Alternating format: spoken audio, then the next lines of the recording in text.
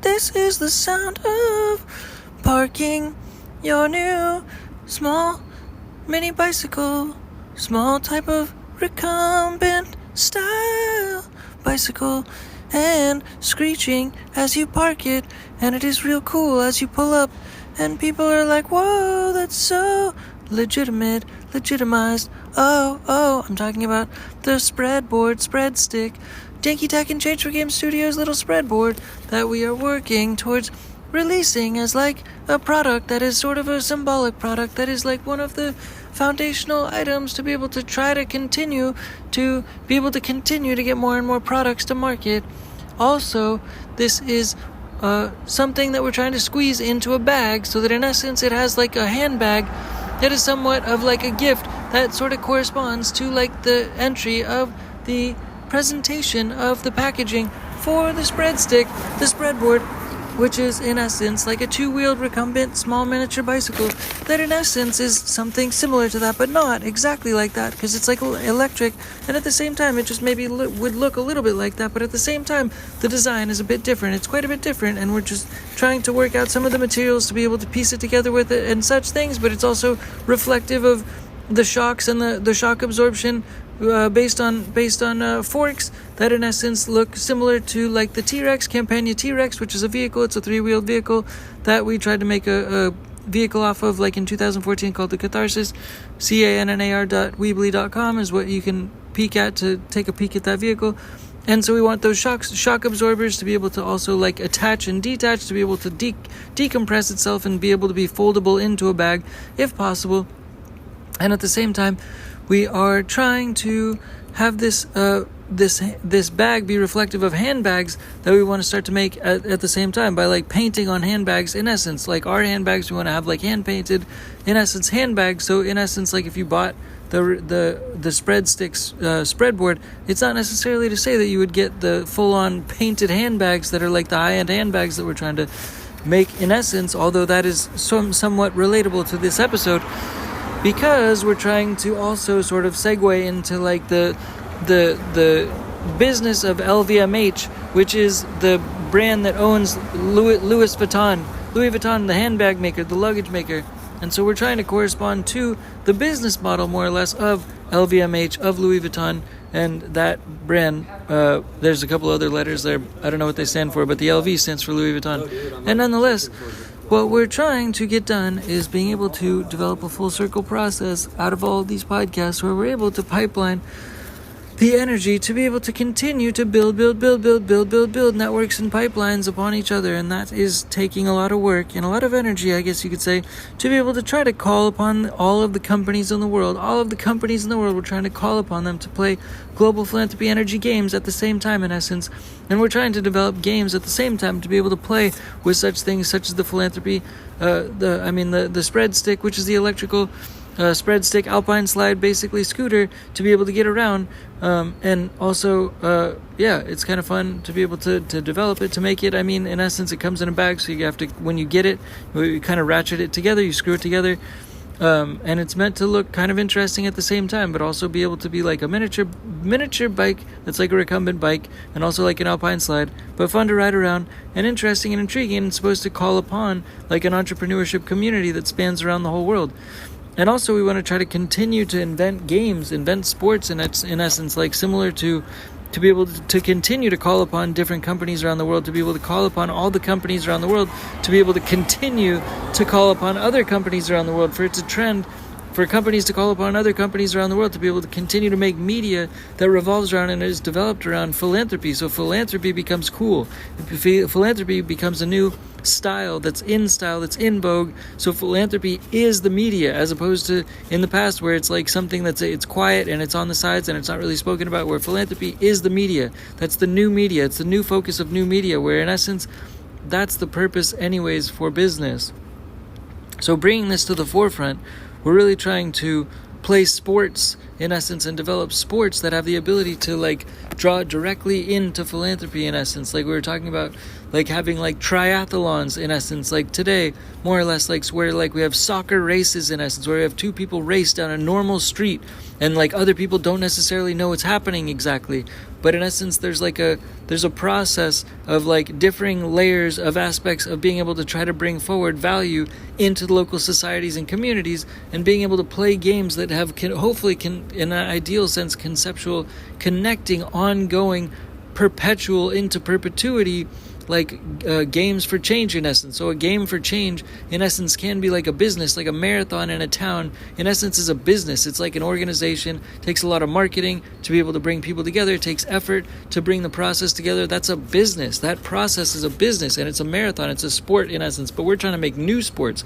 Like I just talked about, like Red Bull makes new sports like soapbox racing, but Dinky Tech and Change for Game Studios, not only do we have like an alpine slide, an interesting alpine slide, type of recumbent vehicle that's also like electric and fun and interesting and like has a weird look to it and such, and we hope that it's like moving art, and like we're in essence like for example with that, trying to make different art as we travel around on that, and make like almost use like trash and make different trash art pieces like on the go, and like so people notoriously know it's Dinky Tech and Change for Game Studios in essence, or Dinky Tech Change for Games is kind of how we're trying to rebrand the name. So it's like a call to action within the name for the company name, like Dinky Tech Change for Games. Like it's like telling Dinky Tech the dog, bat dog, lab bat dog, to be able to then change for games. And in essence, like he's like holding a wand and waving a wand to try to change the whole world into playing to change for games, more or less. So like one of the games I was talking about is to be able to try to like, play soccer on the street and have two people racing basically up the street. So it's kind of like a flash mob, philanthropy flash mob, where they're trying to bring people food in essence, like at the other end of it in essence. But like there's a street race, like more or less to be able to get there. And that's sort of part of the media. That's also outdoor marketing for our brand, for Dinky Tech and Change for Game Studios, to be able to develop a sport at the same time. And it's also can be like a triathlon, and that also can be mixed with like Ninja Warrior, that game show, more or less, Ninja Warrior, like where they do different obstacles and training things. So it's like a triathlon, but it's also comedy based, where it's entertaining and it's edutainment, because we're teaching people like new weird ways to make new sports, but we're also trying to lead by example by doing that. So for example, you have people like two racers in essence take off in the middle of society, and they're actually playing with the obstacle course of society, meaning there's no way to plan for anything that's actually going on within society during the race that's happening of two soccer players basically playing soccer with whatever obstacles are in the street as they move along down the street to be able to get food to people on the other side, basically. And they're both going to the same location and destination, so the door is located in the same place, equal distance for both of the players to be able to get there. But the obstacles that are in their way are unpredictable. They just have to do with society. And so everything more or less just happens as it does and unfolds as life does. But as soccer dribblers and such things, they have to dribble the ball up and down the street and use obstacles to be able to get there as fast as possible. But also they both have their own obstacles, so they're still trying to use their own creativity to get past the obstacles, whatever those may be, and have to use their own independent processes and skills and conceptualizations and compatibilities and readjustments and recalibrations the whole way to be able to get to the same destination. And ultimately, once they get to the door, they open the door and they both deliver the food. In essence, they go inside, they deliver the food. But the way that it's like a triathlon, and the way that it's like perpetuity, and the way that games for change more or less are supposed to be designed and developed more or less, is similar to a business in life that has charity, that has philanthropy as the tailpipe exhaust from that business, for example. So they go in and they deliver the food. So that in essence triggers the next element of the triggering of the game for change in perpetuity, where in essence it's like a triathlon. So that triggers a next event where it's like it can be a church. The food is delivered into a church. So that then therefore it's like passing the baton on to the next element. It's like that food is then delivered, it's fizzled out, but there's like a camera person who follows the food down the lines, and then some of the items like are ending up getting like meshed together, melded together. But then on the back end, there's in essence like a gravy, or some kind of gravy that can be made like from some kind of tallow or something, like that can be made from like soap. They can make soap from some of the excess of the fat that's made during the food making process of that. So the camera is following as the fat is being made in essence, and it comes down and it makes like soap. more or less, and then that soap is being like comes out more or less, and it's like condensed and consolidated. It goes into a freezer that's on camera, so it's kind of like you're watching the sport, and then those pop out like little popsicles or whatever, or they pop out like popsicles out when you freeze custom popsicles in the freezer, and then you pop out the ice cubes in essence. So you basically pop it out, and once it goes pop, the alarm goes pop, and then the ice cube popsicles pop out, and those are like soap popsicles in essence. And then like so two people then have to be with baskets underneath the soap popsicles in essence, like, and the alarm goes off, so both sides at the same time they pop up, and like both of the popsicles, and then a new race starts basically for those soap popsicles, those soaps, to then be delivered. And in essence, as they're cruising down the street, there's like an element of randomness for a different type of game to be able to take place and to make way for like these Ninja Warrior type of events, where you basically have like obstacle courses where there's like a bat swinging at them or something, like padded bats, like a different obstacle course. Basically they then start a different type of obstacle course where they have padded bats like being thrown at them or something by like old ladies and stuff, like old ladies that just are volunteer to participate for this game. But at the same time it's being filled, so it's entertainment and it's edutainment, and the soap has to reach a different person, like to be able to actually like get the person to be able to get clean, like to actually get a couple people that need showers or whatever, or are in line to be able to receive the soap. And once they get there and like they've gone through the obstacle course, then the first person is able to get clean because the first person won the race in essence. So it's like a game, it's like a business. That game, that triathlon, that Ninja Warrior replication. Woo! Oh yeah. Oh. So that replication of that Ninja Warrior style thing is like the business that we're talking about on the front end, more or less. So that's an edutainment show. That's like an entertainment show.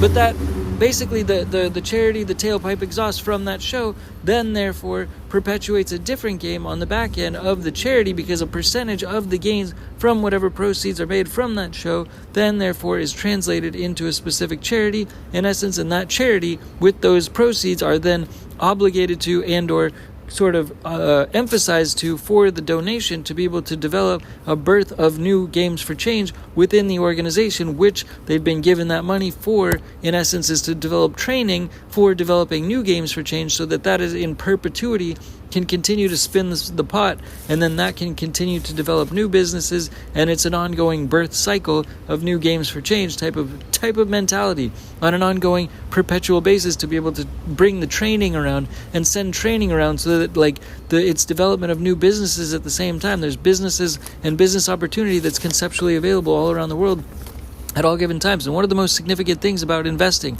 about finding businesses and business value, is that nothing is available on the surface. It's all available under the soil. In terms of opportunity, in terms of cost that relates to the development cost of creation in the most cheap fashion, in other words, the cheapest way to be able to try to develop value is all underneath the soil of life. Like there's a lot of cellular connections under the soil of life. There's a lot of like little boring, dirty dirt. There's a lot of dirt underneath the surface of the soil in life that people walk on. It's all just dirt. It's a lot of unknown. It's muck. But at the same time, there's chemistry underneath the soil at the dirt. There's a lot of life happening underneath the soil that keeps all of the trees alive. It keeps all of the world's energy alive. It's underneath the soil. It's not obvious, though, to humanity. It's not obvious to humans. It's not obvious to anybody in life. It's not obvious to anybody in the world, typically speaking, unless you know to start to look under the soil, because all this magic chemistry happens underneath the soil. And it's necessary and it's relevant to talk about it in this podcast for that reason, because investing happens underneath the soil. That's where you find the most value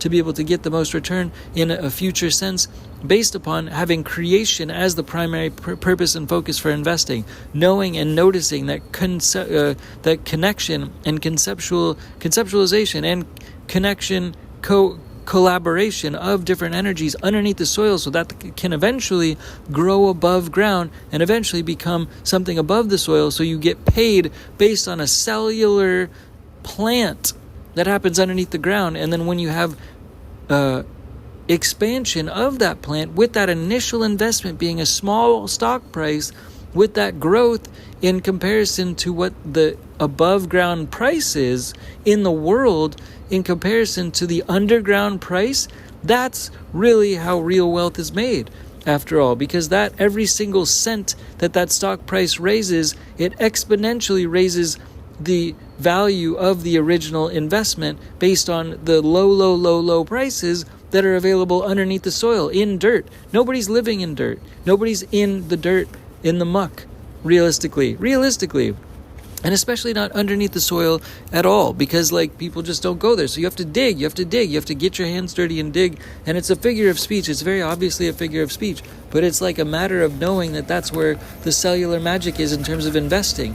And realistically, so that's also meaning that there's a lot of opportunity ultimately in the world in terms of demand energy, but finding the energies and coagulating them and coinciding them to be able to develop value packages. It really starts with looking under the soil. It means also turning away from society, turning away from friends, turning away from friendships, and diving deep into the soil, putting your head and burying it into the soil in a figure of speech sense, obviously. But at the same time, when you think about it mentally, it has to do with putting your head and your face in connection with all of the roots and root concepts of every energy and energetic elements of plant growth that are going on in the whole world with your face.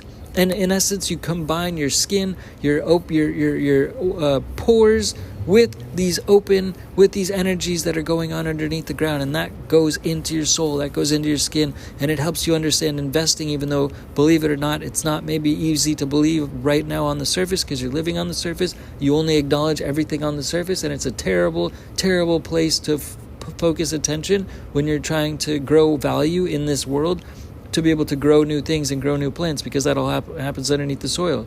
You have to live under the soil. You have to breathe under the soil. You have to find whatever value is possible underneath the soil, because the cheapest prices are there. And when growth happens from underneath the soil to above soil to the regular market prices, that's where real wealth is made, after all. So it's just the figures of speech, but if you understand ultimately what the heck I'm talking about, think of it as cryptocurrencies that are very young, and then if they eventually became mature, then the gains are significant, because if you look at those very low, below 1 penny prices, and then you look at them post-maturity, such as Bitcoin in 2010 to up to today, for example, that more or less is an indication of what can occur conceivably in terms of value adjustment, value growth, value conceptual potential conceptualizations, because of also every single cent, every single penny or dollar that Bitcoin goes up. If you had some from 2010, that's what I'm talking about. Just conceivably, conceptually, in a conceptualized fashion, to conceptualize that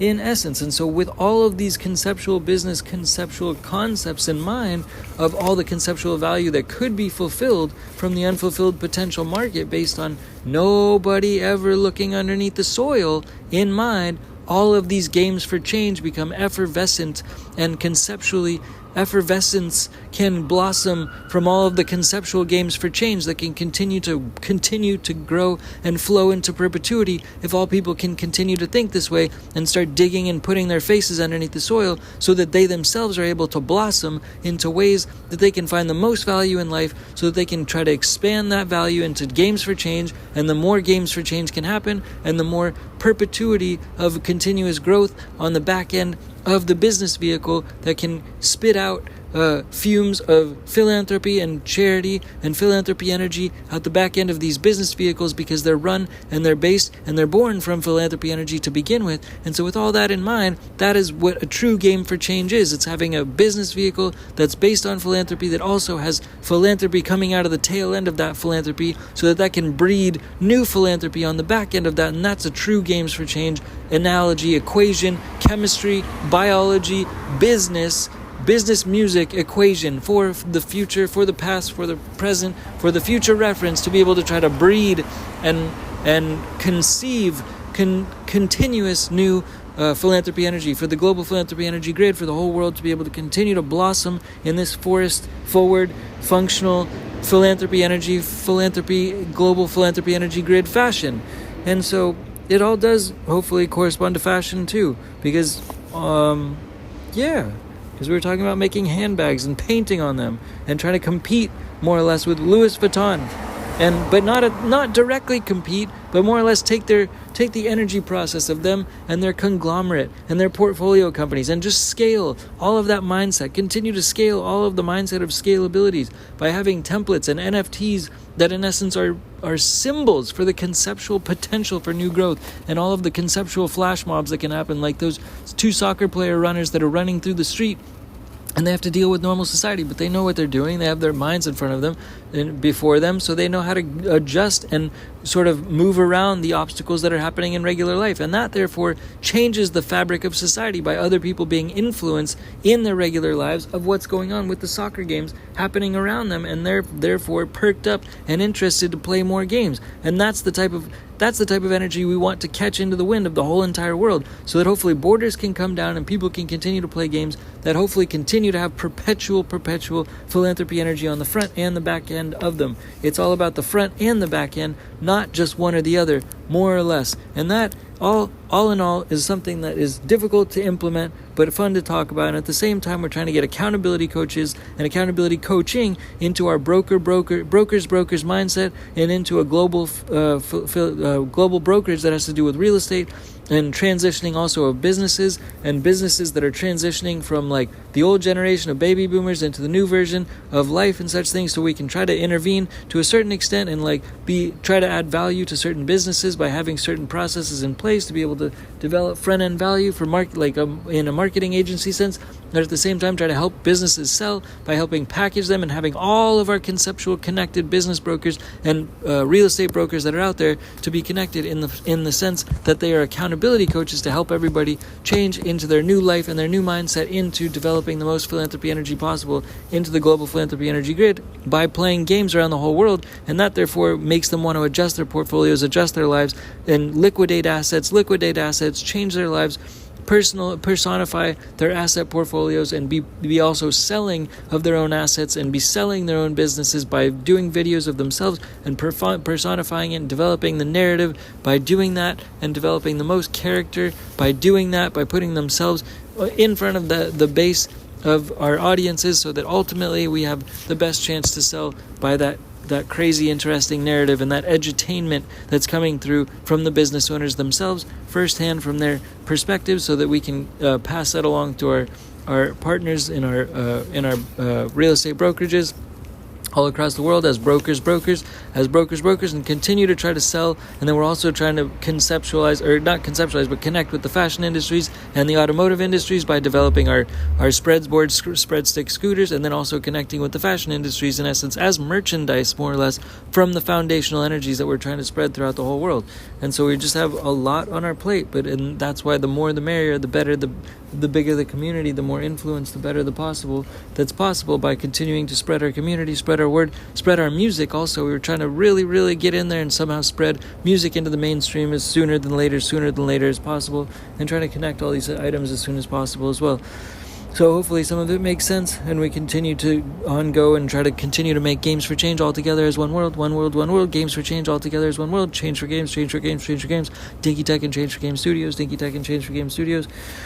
I'm sure I forgot something. Oh yeah, so what's it called? Capital Insurance. Capital Insurance is similar to the Change for Games mindset also. This is also like the mindset of, the soil mindset. It's like capital insurance for your business, for business music, in essence. Capital insurance. It's the mindset first. It's like, for capital is like one part of a business. Capital is like what keeps a business going and alive, but capital insurance is this mindset where you're underneath the soil. So it's a way to think of it in that respect. Anyways, that's all for now. Thanks again. Dinky Tech, Change for Games. Dinky Tech, Change for Games Studios. Bye, peace, bye. And we're very much trying to also, last thing, make content like Mr. Beast and Beast Philanthropy. Mr. Beast and Beast Philanthropy, and he also has kind of a connection or partnership with Ryan Serhant, and we're trying to their connections worldwide. In essence, we're trying to absorb and functionally parallel those items in addition, just sort of like a prayer at the end. All right, thanks again. Bye, Dinky Tech. Bye, peace, bye. And Change for Games. Dinky Tech, Change for Games. Studios. Bye, peace, bye.